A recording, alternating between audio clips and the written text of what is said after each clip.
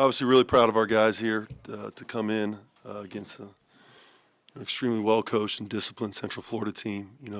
Two teams that were, I think we hadn't won on the road yet, and I know they were in a situation they dropped a few here early. So two teams that had a tremendous sense of urgency.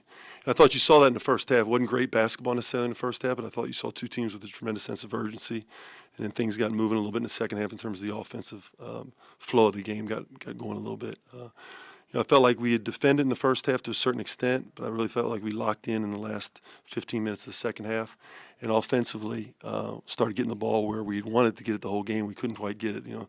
Johnny does a great job of changing defenses consistently and really keeps you off balance. And once we found our rhythm offensively, I thought that really helped us.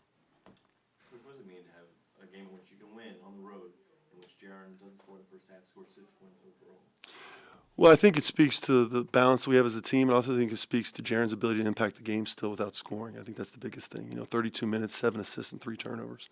That's 2 straight games of 7 and 8 assists. It's difficult against matchup zones and different zones to get your main guy shots where you want to get him and where he's comfortable getting them.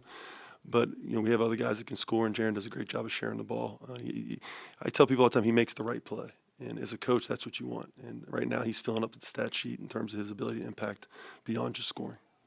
You guys won the battle on the offensive boards in the second half. That seemed important. And also forced some turnovers. Yeah. In those 2 aspects, how did you guys feel? The turnovers were important. I thought in the second half turnovers really helped us. I didn't think we forced enough in the first half.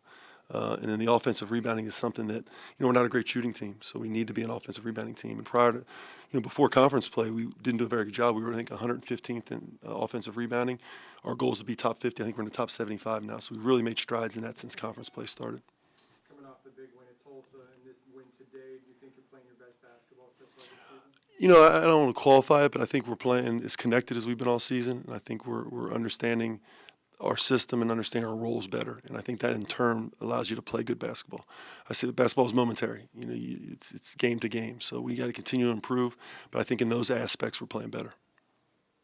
What are you kind of learning about the American Conference as you go through it for the first time? Well, I knew there was outstanding coaches. A little bit more zone than I anticipated.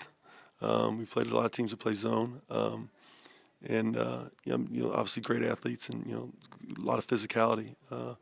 But, I experienced that in some of the other leagues as well. But, really, really, really impressed so far with the league. I know we got some more venues to get to.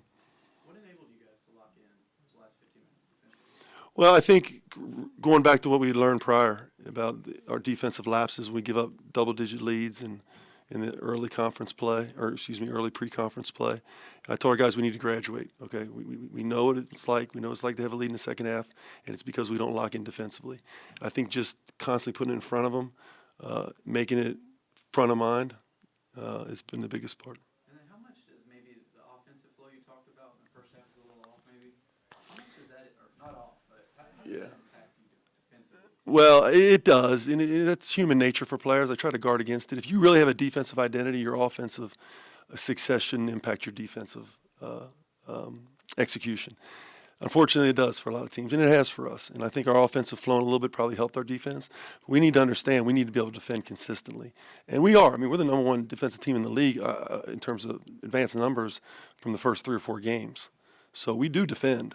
It's just we need to do it for 40 minutes. I felt like we came closer tonight. Coach, in scouting UCF prior to the game, what did you feel like you had to do to come out? There are a few things. I felt like we had to keep them out of transition, which we really did. I feel like they're elite in transition.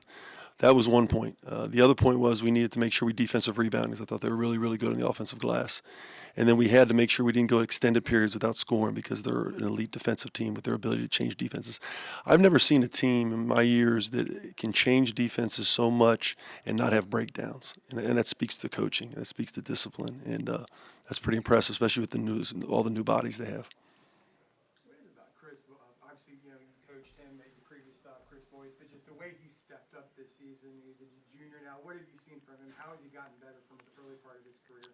Well, yeah, I've always felt Chris was going to be an outstanding player. In Northern Kentucky, he played behind the best player in school history and the best player in the Horizon League for probably the last 5 or 10 years. So it was difficult for him to get a lot of minutes. I knew he'd be really good, and he's just gotten bigger and stronger. He's 260 pounds now. He's got great hands. He's got great anticipation. He's got a great knowledge of the game, and he's really competitive, albeit really quiet. and his teammates got a lot of respect for him. So, you know, my judge of success for our guys individually is, are you going to be consistent? And that wins out, right? I mean, this is a long season, and Chris has been everything, including consistent. How much does he and also Trey Scott sort of balance this team out offensively? Because everybody knows about the Cumberlands and Jaron and his brother, but so with Trey and Chris, does it feel like you have a balanced offense on each side? Well, I'd like to think so. I mean, it certainly hasn't been like that all season.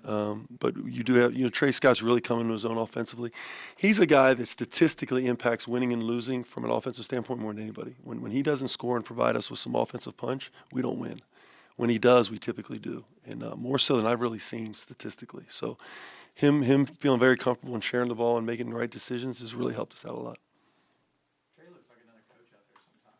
It's just his voice and leadership helps. We trust. You know, Trey and I have known each other. I recruited him when I was at Alabama, so we've known each other a long time. And he very much so, Fletcher. I mean, he's a guy that, you know, in fact, I told him there was, I think, the 4-minute mark. I'm like, get these guys guarded, because I felt like we had a little bit of slippage there when they hit about 2 or 3 possessions in a row. I don't remember the exact time. And I said, get these guys guarded. You know, you always got to have an extension on the floor. And right now, our point guards really aren't necessary, because we got a freshman point guard and we got a fifth-year senior point guard who gives us a ton. But Trey's more the extension of the coach. Thanks, Coach. Thanks, guys.